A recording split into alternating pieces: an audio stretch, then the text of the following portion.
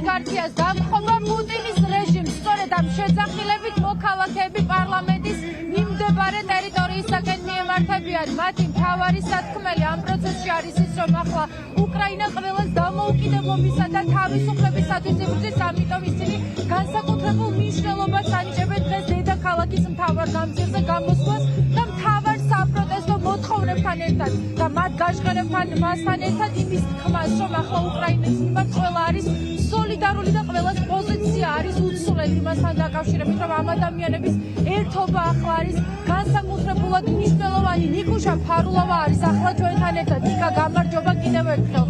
აუცილებლად უნდა გითხრა იმასთან დაკავშირებით, რომ უკვე 3 წელია ეს ომი მიმდინარეობს და უკრაინელი ხალხი სიმტკიცის მაგალითს აჩვენებს უკვე მე-3 წელია.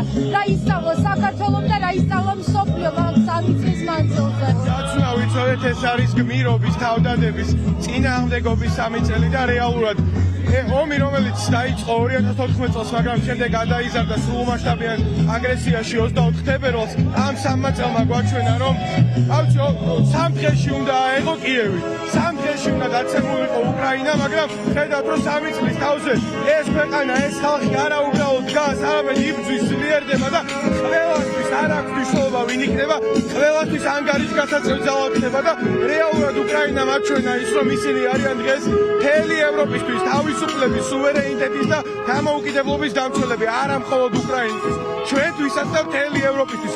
ისინი აკავებენ ყველასთვის ამ ბოროტების იმპერიას და არა მარტო აკავებენ, ერთ-ერთი ყველაზე ანგარიშგასაწევი ძალა გახდა.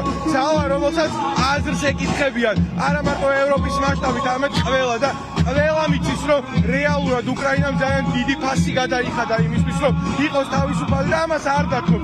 ჩვენ რაც აქედან უნდა ვისწავლოთ არის ის, რომ მარტო არ უნდა დავრჩეთ არც ერთ შემთხვევაში და ამიტომ გვჭირდება ვიყოთ დასავლური ალიანსების და დასავლური გაერთიანებების წევრი, რომ ეს ფასი ჩვენ არ გადავიხადოთ და სინამდვილეში ვიყოთ უსაფრთხოების დიდი ქოლგის ნაწილები და აქედან გამომდინარე მოვიპოვოთ მშვიდობა.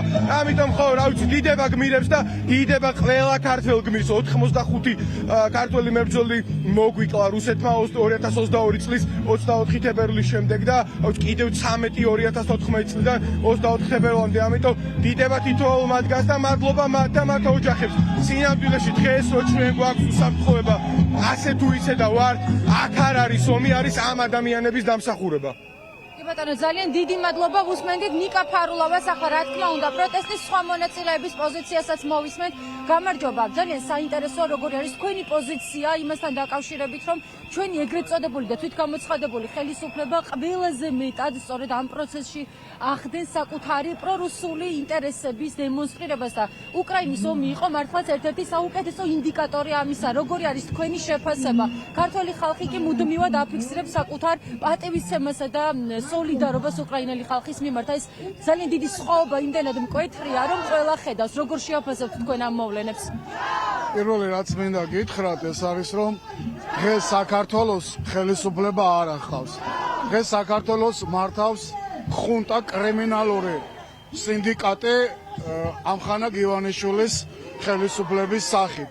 რაც შეეხება დამოუკიდებლობას ეგრეთ წოდებული საქართველოს ხელისუფლებისა უკრაინაში მიმდინარე მოვლენებზე, ცალსახაა, რომ მათ უჭირავთ რუსული პოზიცია.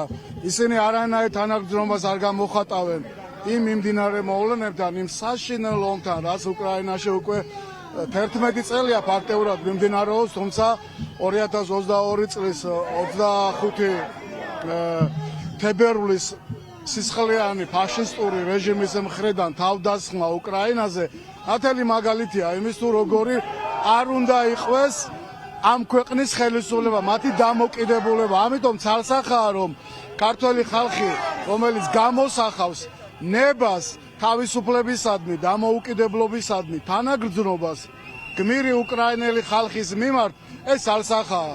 ასე რომ ყველაფერი აუცილებლად კარგად იქნება და გმირი უკრაინელი ხალხი აუცილებლად ამ ბრძოლას მოიგებს. ჩვენთან ერთად, ქართველებთან ერთად და იმ ბიჭებთან ერთად, იმ გმირ მეომრებთან ერთად, რომლებიც 4000-მდე კაცი დღეს იბრძვის უკრაინის მიწაზე, იბრძვის რუსული ფაშიზმისა და ბოროტების წინააღმდეგ. კი ბატონო, ძალიან დიდი მადლობა. ახლა ყველა სათქმელი არის ის, რომ უკრაინა არა მხოლოდ საკუთარი თავისა და საკუთარი ხალხისთვის, არამედ იბრძვის ყველას თავისუფლებისათვის, ყველას დამოუკიდებლობისათვის. თინა ბოკუჩავას ხედავ ახლა აქ და მის პოზიციას მოგესმენინებს. გამარჯობა ხალბატონო თინა, პირდაპირ ეთერში ვართ. თქვენც უნდა გკითხოთ იმასთან დაკავშირებით, როგორ ფიქრობთ, რა ასწავლა საქართველოს და რა ასწავლა მსოფლიოს უკრაინელი ხალხის ამ სიმტკიცემ, როდესაც ვხედავთ, რომ 3 წელია ეს ადამიანები შეუპოვრად ებრძვიან პუტინს და ებრძვიან რუსეთს.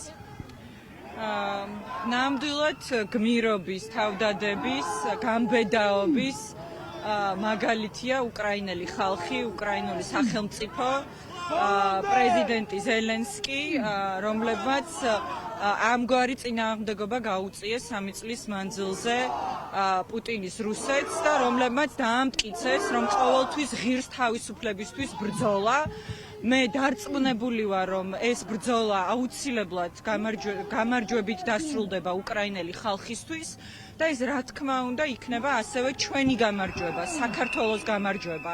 ძალიან სამწუხაროა ის, რომ ახლა, როდესაც მთელი რეგიონის ბედი წყდება და როდესაც მთელი რეგიონის თავისუფლების მოყვარე ხალხის სახელით იბრძვის გამბედავი უკრაინელი ერი, ნაცვლად იმისა, რომ საქართველო არა მხოლოდ ხალხით, რომლებიც ქუჩაში ვართ და გამოვხატავთ სოლიდარობას, არამედ ასევე ქართული სახელმწიფო და საქართველოს მთავრობა ედგეს უკრაინას გვერდით. ნაცვლად ამისა, დღეს ყავს არალეგიტიმური, ავტოკრატიული, პრორუსული ეგრეთ წოდებული ხელისუფლება, რომელიც მხარს უჭერს არა უკრაინელ ხალხს და ამით ასევე საქართველოს ინტერესებს, არამედ ღიად მხარს უჭერს რუსეთს და იმედი აქვს რუსეთის გამარჯვების, მაგრამ ეს არ მოხდება, გაიმარჯვებს უკრაინა, გაიმარჯვებს უკრაინელი ხალხი და ამით გაიმარჯვებს ასევე საქართველო.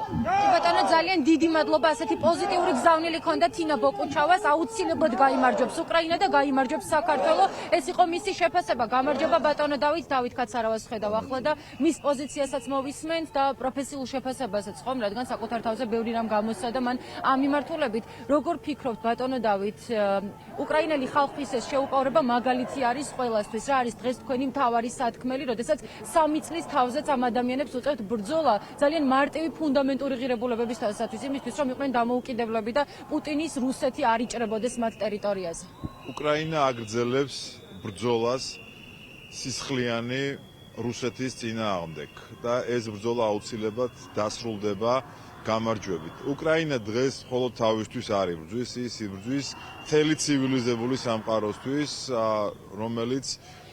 რომელიც უდიდესი საფრთხის ქვეშ დგას. თუ უკრაინა დამარცხდება, თუმცა ჩვენ ამაზრს არ უშვებთ, შემდეგი იქნება უკვე ევროპა და ამის ცხადი ნიშნები არსებობს. ამიტომ ჩვენ საქართველოში დღეს უცხადებთ სოლიდარობას უკრაინელ ხალხს, რომლებიც მართლა თავდაუზოგავად უდიდესი თავგანწირვით და სიმამაცით ებრძვიან პლანეტის აი ამ სარკომას, სიმსივნეს, რომელიც ემუქრება მთელ ცივილიზებულ სამყაროს. ამიტომ ჩვენ სოლიდარობას უცხადებთ და ჩვენი ბრძოლა გვაქვს რუსეთის წინააღმდეგ მოსაგები.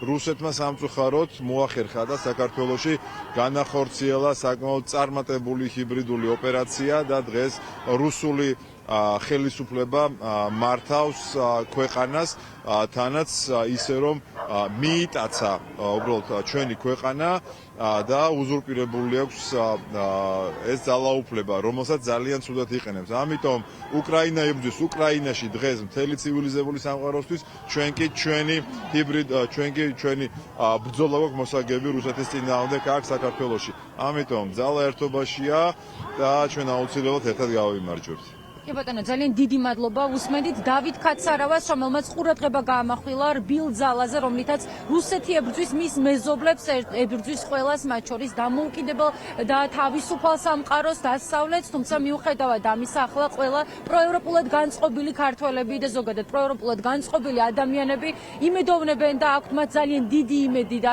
სიმტკიცე იმასთან დაკავშირებით, რომ რუსეთი აუცილებლად დამარცხდება. თქვენ ახლა ფონად გესმით მიმდინარე აქციებისათვის დამახმარებელს დამახასიათებელი ფრაზები არ იქნება სამართალი, არ იქნება მშვიდობა და ისინი ფიქრობენ, რომ ახლა თუ კი საქართველოს რაიმე ბრძოლა აქვს მოსაგები, ეს ბრძოლა უნდა მოიგოს მათ შორის რუსეთის წინააღმდეგაც. ახლა ასევე გვესმის შეძახილები, რომ დამხობა პუტინის რეჟიმს, ცეცხლი ოლიგარქიას გამარჯვება საქართველოსა და უკრაინას. სწორედ ამ განწყობითა და შემართებით მიდიან ახლა ისინი პარლამენტის მიმდებარე ტერიტორიაზე და რასაკვირველია, პროტესტი გაგრძელდება დედაქალაქის მთავარ გამზირზე.